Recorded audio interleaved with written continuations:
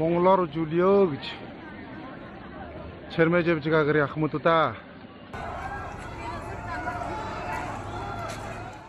The Education Department of the Inner Mongolia of China has announced that all primary and secondary schools in the region will adopt a so-called bilingual teaching model for the new school year starting September 1, meaning that all three subjects, language, history, and political thoughts, will be taught in Mandarin Chinese and traditional Mongolian will be abandoned. The move triggered a strong reaction from the locals and a massive protest.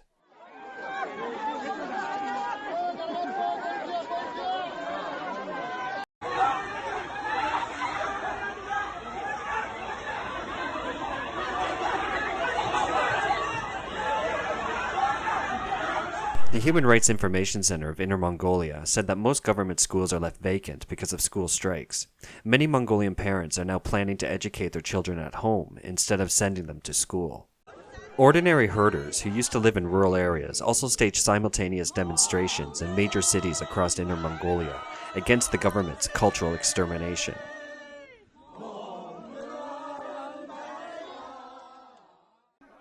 In response, government schools and police locked students in schools and refused to let them go home.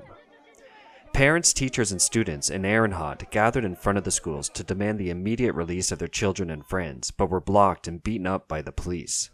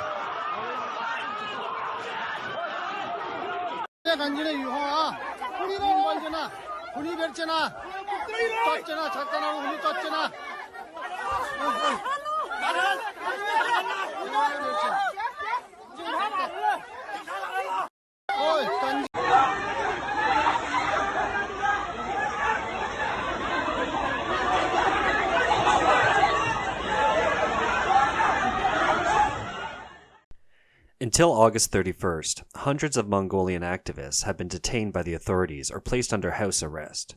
Ulan Tuya, a female Mongolian teacher in Ehrenhot, was taken away by police for organizing a public protest against the new language teaching policy, and the local herder chiefs were ordered not to leave their homes. 双语改革我说了10000遍了，我那天在国保大队待了11个小时，我什么都说了。派出所问我这干什么呀？天天骚扰我的正常生活。也是问这个，不知道是你能方便的咱们进屋里头吗？就在这儿吧，阳光下吧，好不好？你不是啥了吗？建微信群啥的吗？微信群？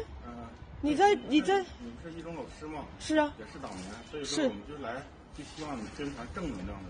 正能量？什么是正能量？保护母语就是正能量。是，我知道。啊，你所说的正能量是什么东西？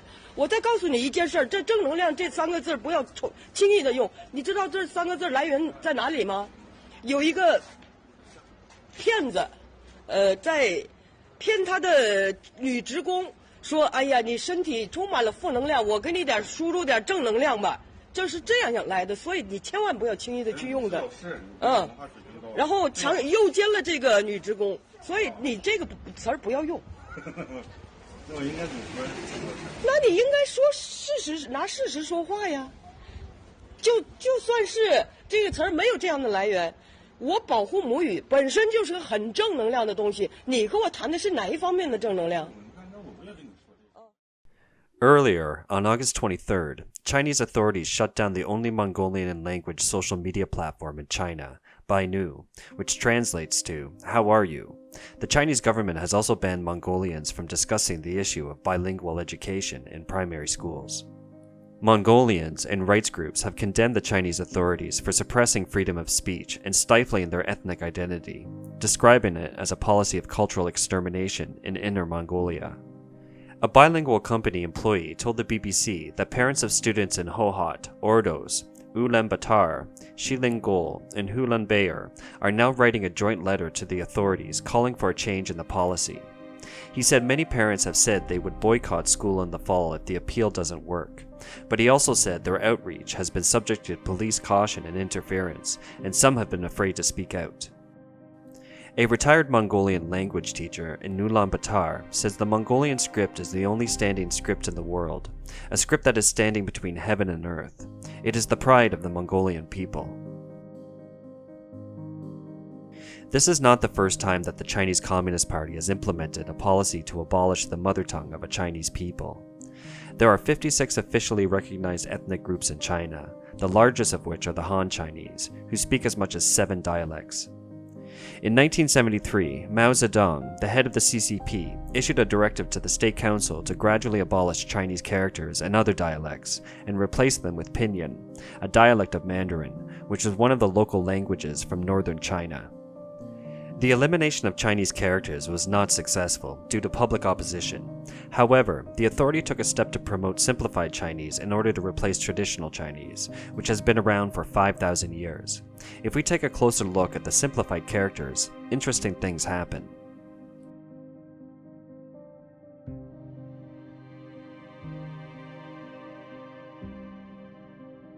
In the 1980s, the Chinese Communist Party started a language reform in Shanghai by abolishing the Wu dialect, a language spoken by most Shanghainese.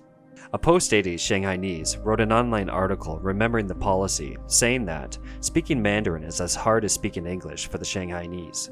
When he was in high school, the government forbade students and teachers to speak Shanghainese and punished those who violated the policy. If anyone was heard speaking Shanghainese, the student would receive a demerit and the teacher would be summoned by the Education Bureau.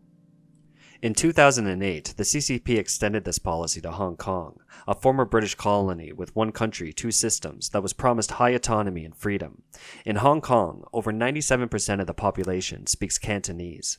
But the Hong Kong government was fully supportive to the Beijing authority, claiming that teaching in Mandarin would raise students' language proficiency. But studies actually showed that students taught in Mandarin perform worse in Chinese learning than those taught in Cantonese.